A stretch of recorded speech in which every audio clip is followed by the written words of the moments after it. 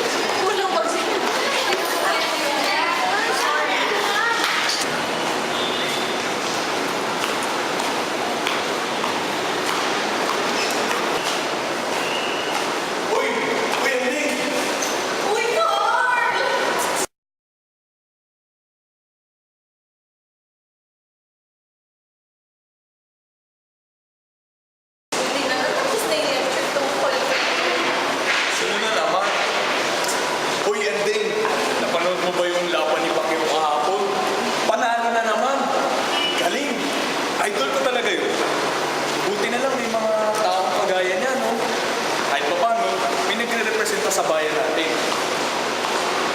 Hoy, nakikinig ka ba? Oo! Sige nga, masabi ko.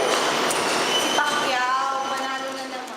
Anding, isa sa mga dahilan kaya proud pa rin ako paging Pilipino.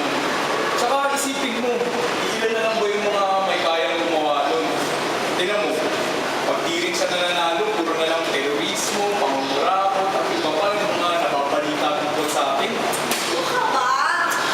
Walang bansang perfecto. Lahat din may pagkakamali. Lahat din may problema. Di rin naman dahil sa tuwing nananalo si Pacquiao, doon mo na nararamdaman na Pilipino ka. Tsaka yung suot-suot na mga mapa ng Pilipinas na t-shirts. Ay nako, Andeng, hindi mo gets. Pag nananalo siya, parang nananalo na rin tayo. Sabi nga sa isang interview, sabi kaya daw siya nagbabaksin, hindi naman para sa sarili niya, hindi para sa karangalan ng bayan natin. I'm very proud that I'm a Filipino and I'm very dedicated to my country and I love my country. Ay, sige po. Sige po, sige po.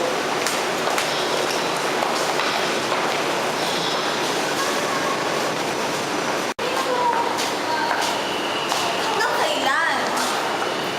Paano mo kung wala lang sa simula pa lang wala man talagang kapalit, walang premyo, walang malalaking mansyon, walang magagarbong kotse. Ay, naku. Paano? Kontra ka ng kontra palagi. Lahat na lang sinabi ko, kinontra mo. Siyempre lahat may kapalit. Buti nga may ginagawa yun para sa atin eh. Eh ikaw, may nagawa ka na ba? Ikaw wala. Wala pa. Hoy!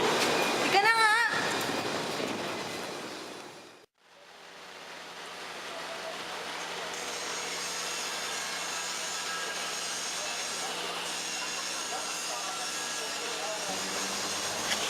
Ang taong 2011 ay hindi lamang selebrasyon ng ika-400 taon ng UST. Marahil iilan na lamang ang nakakaalam na ngayong taon din ipinagdiriwang ang ika-150 kaarawan ng ating pambansang bayani. Siya ang simbolo ng isang tunay na Pilipinong may pagkakakilanlan, hindi hiram mula sa banyaga, kundi hinubog ng kanyang pinagmulan. Aniya, sa lahat ng pag-ibig, ang pag-ibig sa inang bayan ang siyang nakakalikha ng mga gawang lalong dakila, lalong magiting at walang halong pag-iimbot.